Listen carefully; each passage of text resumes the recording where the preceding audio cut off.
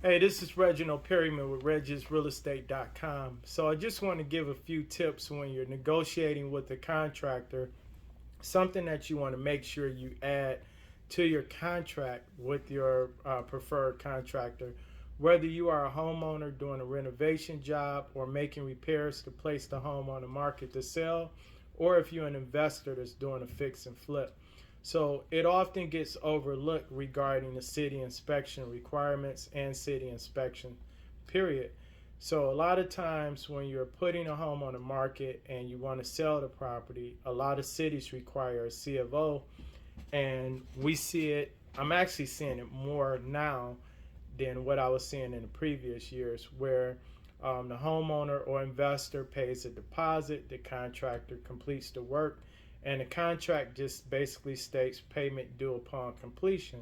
Well, the work is finished, the final payment is made, then the homeowner or investor puts the home on the market, orders the necessary inspections required to sell the property, because some cities require a C of O, only to find out some of the work does not pass or meet city inspection requirements.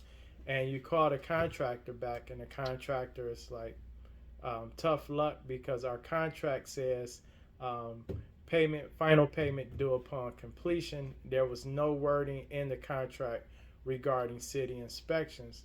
I'm also seeing it where they're just leaving out permits in some cases as well. So I would highly recommend that there's some verbiage in there, and you as the homeowner or investor need to coordinate any city required inspections and permits prior to final payment of the completed work. So again, this will come back to bite you in the end, because if you put that home on the market and there's a C of O requirement, and maybe there are some cases where the buyer will assume any repairs that come up. But just to give you an example, I had a client that had a furnace installed. There was no permit pulled, and the city came out. One, they required the permit, which the contractor did not come back and pull that permit. So they had to hire a new contractor. And the only issue that the city cited was the distance from the wall and some adjacent equipment. So the furnace had to be moved over probably about another foot or so. I forgot what the exact measurements was, but that included redoing some of the duct work and a few other things. And it just basically cost the homeowner another $800 for the permit as well as the work that was needed. So that's a hard pill to swallow when you're paying twice for the same work, only because it wasn't done right the first time. Make sure you are negotiating any city inspection and permit requirements in your contract with your contractors. The next thing I want to mention is we're seeing this a lot, and I'm seeing it mostly in the city, where a lot of contractors or homeowners are either running a straight pipe pause. So instead of saying straight pipe, I'm just going to say meter bypass, right?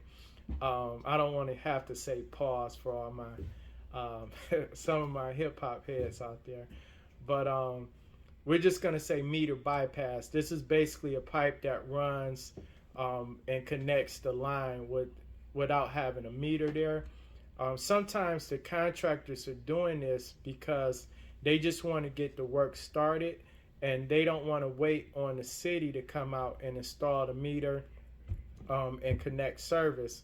So as the homeowner, you're still responsible. So what happens is when we close on a transaction, we have to order a final water read just prior to closing. The city comes out and reads the meter and issue a final water bill for that property. Well, if the contractor has installed a straight pipe and you don't know anything about it, the city is going to come out. They're going to assign an assessment fee on that property, possibly a theft fee or whatever fee your city has. They're going to assign an additional fee onto that water bill for water theft, and you're just going to have to eat that cost.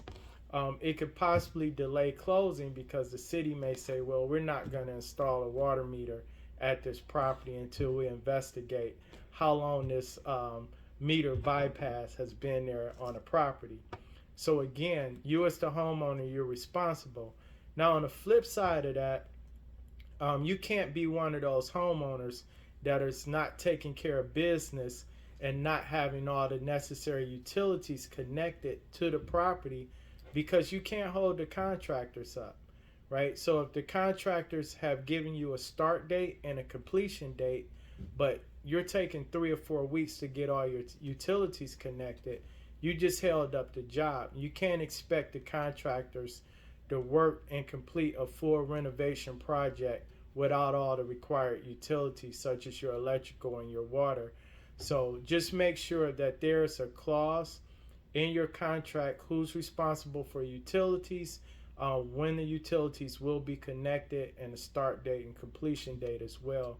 Because again, I've seen contractors, steal you electricity at a property, and it comes back and DTE comes out and they're like, oh, it's theft at this property. And they find out who the homeowner is, and they assess that fee or whatever that theft. First, there's a red flag on the property. So when a new buyer buys the property, they got to deal with this theft issue at the property.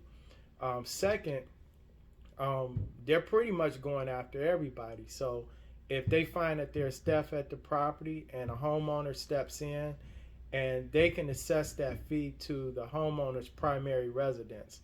So make sure you have some understanding in writing between you and the contractor, the requirements for utility and utility connection.